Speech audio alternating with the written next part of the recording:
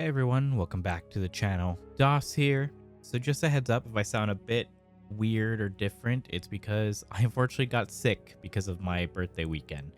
I did a lot of stuff very quickly, but I'm getting over the hump. But first off, I want to thank everybody who wished me a happy birthday, whether it was here on YouTube in the comments or on my live streams or just in general. Really appreciate you. I had a really fun birthday.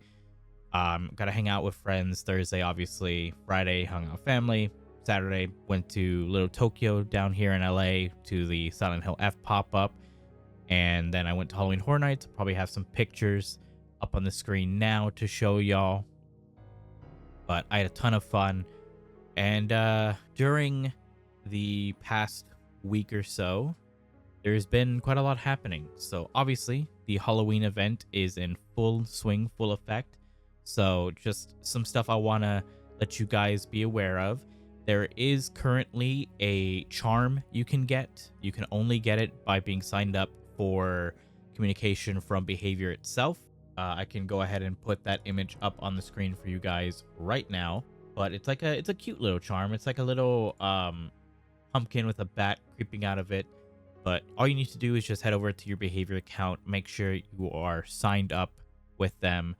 I'll go ahead and have it on screen here, just a little run through of how to make sure you have communications on. But on top of that, there are daily logins for the Haunted by Daylight event. For some reason, I couldn't find a calendar for the login rewards this time around. They usually post one, but I can't find one unless I'm blind or dumb.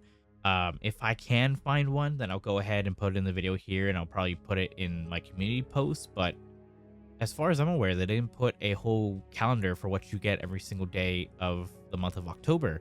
So no clue, but just make sure to log in every day to get your free reward, and I'll actually show you what today's free reward is. Yesterday was blood points. Well, let's go ahead and log into Dead by Daylight so I can go ahead and show you that free reward and the charm in game. Alrighty, folks, so we're here in the game. As you can see right here, there's a little exclamation point in your inbox. This is where you're going to be getting your daily rewards. So you go here, go to messages. You can see right here, today is 50,000 blood points, whereas yesterday was you got 100k of the trinkets, and I believe you also got 50k blood points. But we go ahead and can claim it here. Also looks like my supporter creator has expired, so let me just go ahead and put that in real quick. Obviously, I don't say this a lot in my videos because I don't have one myself, but if you're ever buying anything from the Dead by Daylight store, getting Orc Cell, stuff like that, make sure you have a creator's name in here. It resets every 2 weeks. I obviously have my friend Paulie in here, so whenever I get Orc Cells or anything like that, it supports him. Doesn't cost you any extra. Just go ahead and put any of your favorite creator's name in there.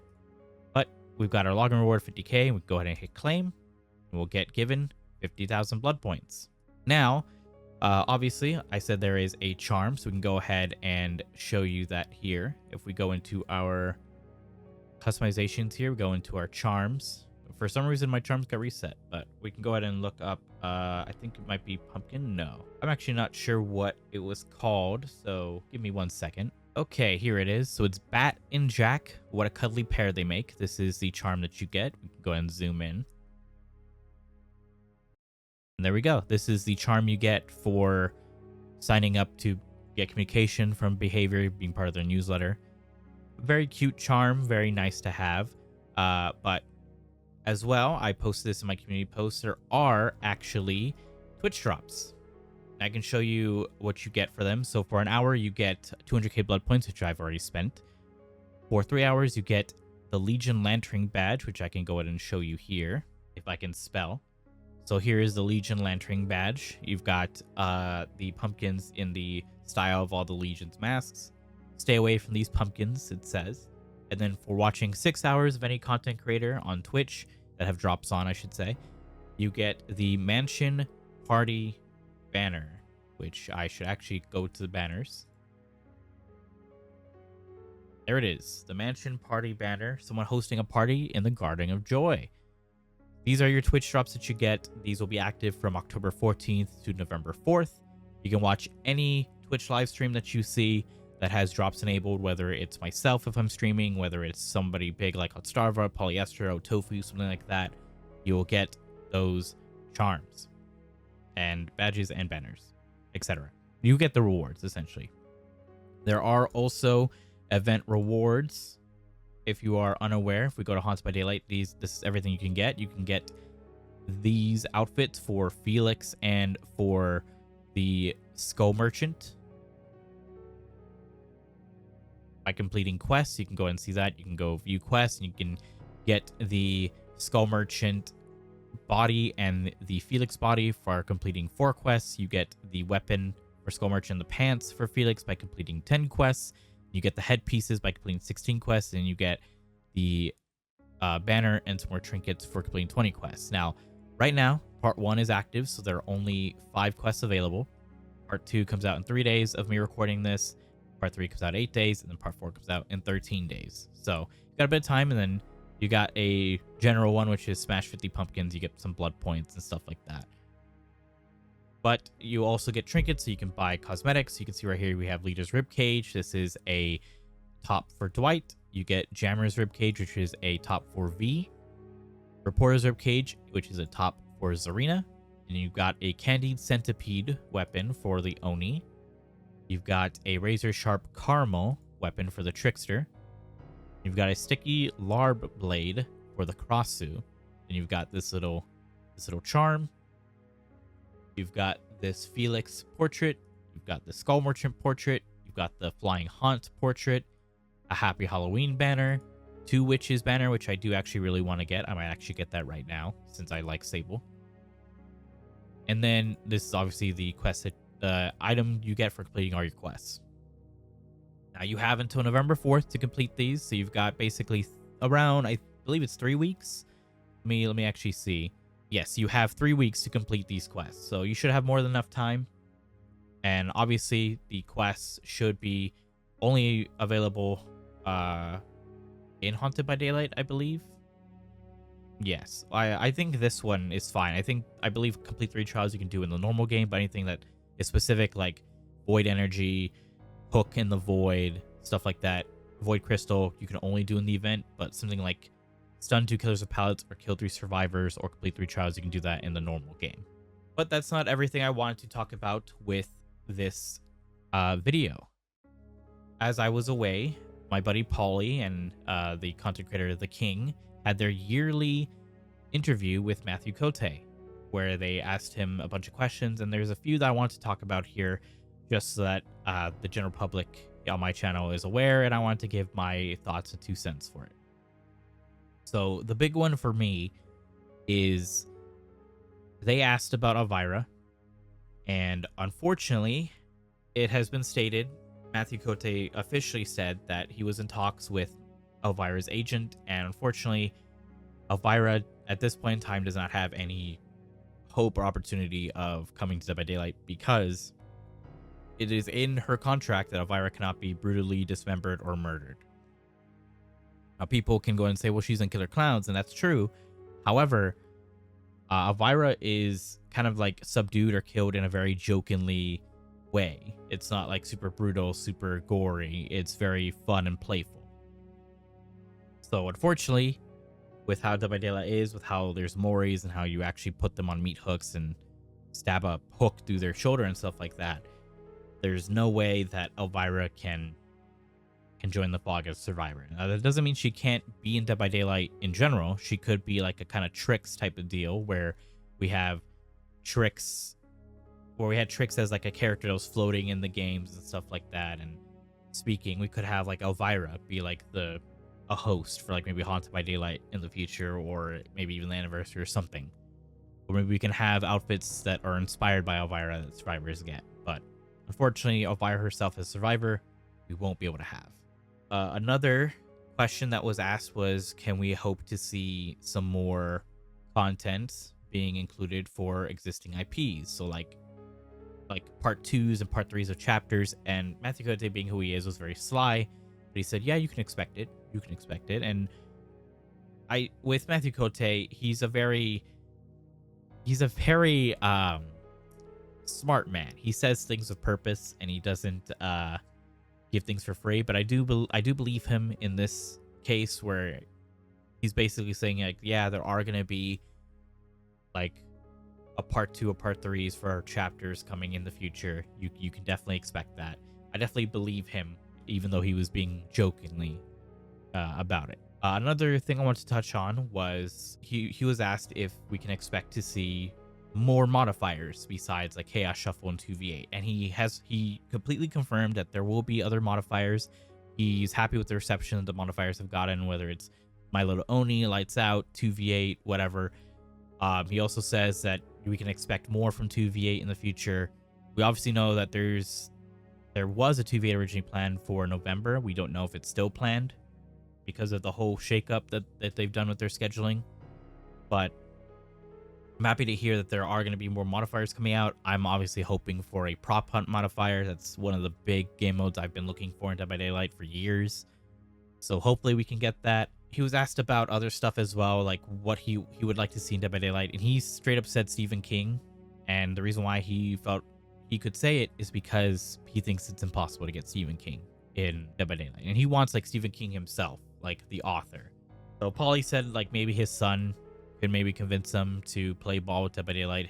Obviously, for those of you who don't know, Stephen King's son is the one who created the Black Phone movies. So who knows? Maybe we can get Stephen King in the actual game at some point in the future.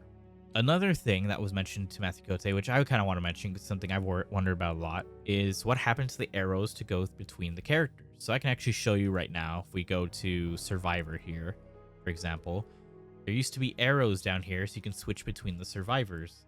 But now that for some reason that was removed at some point this year, and now you got to go into the actual character menu. You have to scroll to try to find them instead of just clicking through the arrow keys. And Mathieu Cote wasn't aware of this. They had no idea this was taken out. This was, in his words, above his pay grade. And Paulie brought up something that I think is pretty accurate. I think it might have been gotten rid of because people were using it to kind of glitch cosmetics together, kind of break it so that you can do the mismatches of skins when they're linked. I hope that they had the arrows in the future because it's a nice quality of life thing that I hope gets included. Mathieu Cote stated that it's really hard to think of UI in a way that's really clean and makes sense and is good for players, whether they're new or experienced. And I do think Dead by Daylight has an issue with UI. There's just so much information that needs to be given, which, speaking of, he was asked about if there are any plans of upgrading the new player experience and the tutorial and stuff like that. And Mathieu Cote said that there are extensive work. There is extensive work going into upgrading the new player experience. They are hard at work for it. They can't give a timeline as to when these changes and these improvements are going to be coming out, but I do hope and pray that's something that they're going to be doing, because unfortunately the tutorial is kind of useless. The learn how to play, you learn how to do survival, you learn how to do killer, you play with bots, but you can't learn about perks, you can't learn about add-ons, you can't learn about killer powers. Like, there's nothing. So you play this tutorial, you learn the very bare bones basics, you go into a game and you go against Vecna, who has like 5 different powers. You have no idea what you're going to be doing. You don't know why there's chests. You don't know why there's a purple orb going around. You don't expect Vecna to fly through a window or over a pallet. So there is hope that we will get a much more in-depth starting experience for players, which is something that I think everybody can agree the game desperately needs. I made a video when FNAF was on the verge of coming out explaining the basics of Dead by Daylight, and there are other content creators that have done very, very in-depth explanations of how to play the game, but obviously that changes and that evolves over time. So I'm glad that was asked. I'm glad that Mathieu Cote talked about it and said that it is something that they are looking into and working towards. Besides that, I don't really think there was much important things besides that. I can go ahead and do a quick double check. There were some throwaway things like, is there anyone on the team that are fans of Doctor Who? Could you see the Doctor, maybe like David Tennant's iteration, be put as a survivor? And Mathieu Cote said that they've watched a lot of Doctor Who in his life, and they started watching Doctor Who VHS as a friend. And that there are definitely people who are Doctor Who fans, but it's not something that is a question he can answer.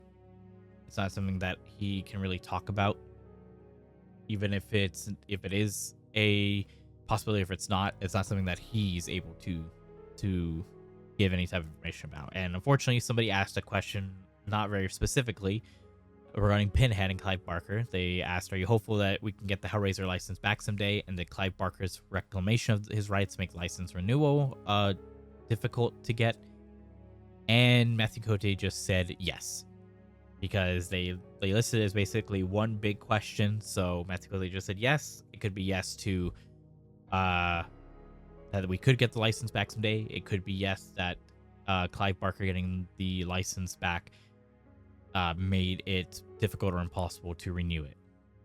Besides that, I kind of want to end off the whole like Mathieu Cote information with something that I think I should speak of, because it hits hard for me.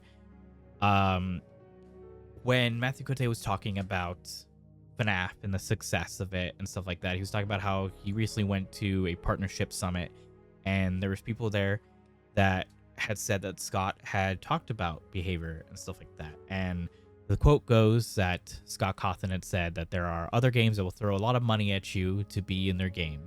No, just go onto Dead by Daylight. And Scott Cawthon went on to praise the work with behavior, saying, if you want your property treated right, you go with behavior, you go with Dead by Daylight. And I think that's phenomenal to hear from Scott. For those who aren't aware, Scott Cawthon is extremely picky with his IP, with his license. He does not like people just doing whatever they want with his IP.